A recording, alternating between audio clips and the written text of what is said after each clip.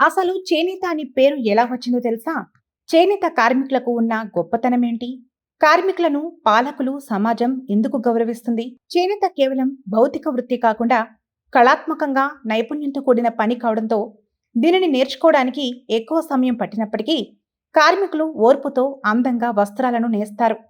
చేనేత కుటుంబ సభ్యులే ఎక్కువగా ఈ కళను నేర్చుకుంటారు. పరిశ్రమకు అనుసంధానంగా మరికొన్ని చేతి పనులు, వృత్తులు ఉన్నాయి.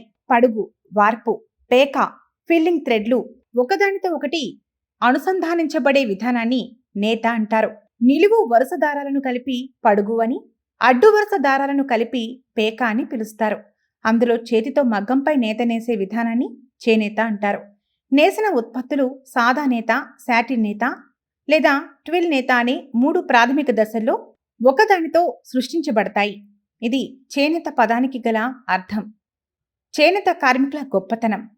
శభాష్ నేతన్న, ఈ దునియాలో మీకు లేదు సాటి.